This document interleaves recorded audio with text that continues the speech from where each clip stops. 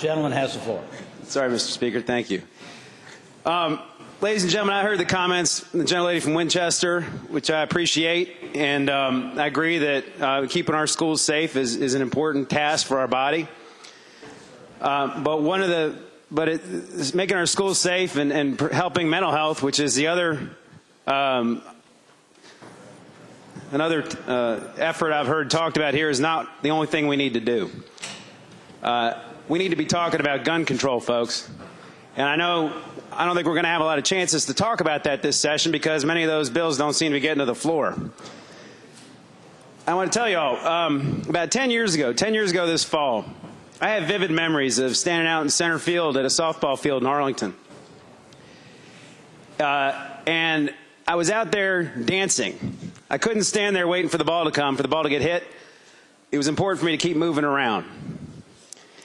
And I have vivid memories because I remember sitting out there dancing around, and I remember in the background hearing the jackhammering on the Pentagon as they were repairing it from the airplane that the terrorists had flown into the side of it a year earlier, because we were that close.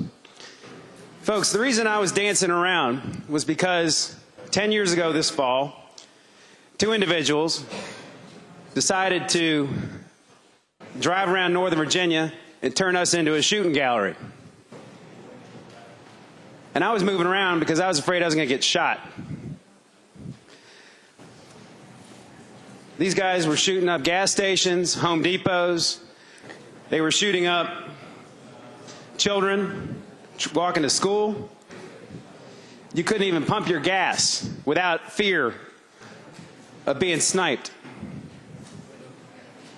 And what was their weapon of choice? Their weapon of choice was a 223 millimeter Bushmaster X-15 semi-automatic rifle. 11 out of 14 people the ballistics showed were shot with that weapon. Who else used that weapon? A young man named Adam Lanza.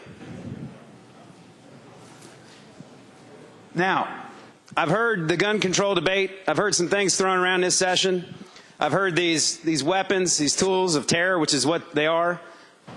I've heard them called inanimate objects in this chamber, which is an interesting way to frame it. I've heard the gun control debate called a political sideshow. And I will tell you, my constituents don't feel that way after they were terrorized for 3 weeks by these two gentlemen, or these two terrorists is what they really are, who wreaked havoc on our community, and as well in Hanover County when they came down and shot up the Western Sizzlin. Folks, if we're going to have a serious debate about keeping our Commonwealth safe, we need to talk about guns, not just mental health and not just school safety officers. We need to take these assault weapons out of people's hands. These are military weapons that are designed for killing people. They're not designed for hunting rabbits or deer or having fun. They are designed to kill people on a battlefield. There's no reason somebody needs a 100-bullet clip that I believe I read Adam Lanza used to shoot up that school. There's no reason somebody needs a 30-bullet clip, which I'm not mistaken, Mr. Cho used to shoot up Virginia Tech. There's no reason somebody needs that clip like Jared Loughner used to murder 7 people and grievously wound a U.S. Congresswoman. These things are tools of terror. And the gun control debate will not be complete until we have an honest discussion about those matters in this body. The last thing I'll say, Your Honor, is that, Your Honor, Mr. Speaker. I kind of like Your Honor. All right. The last thing I'll say, Mr. Speaker, is that,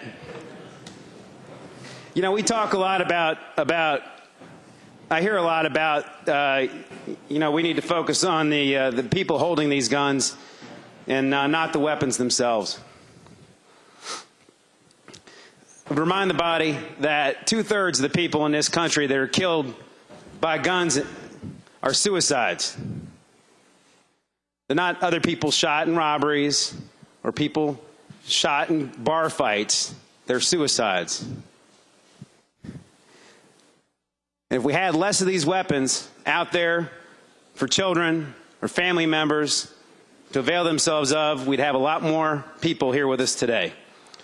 And Mr. Speaker, I know it's not going to happen this year with crossover coming up. We know what's on the docket, but I hope that next year legislation to take these tools of terror out of people's hands are received a little more favorably, because the victim list gets longer and longer and longer every year. Thank you, Mr. Speaker.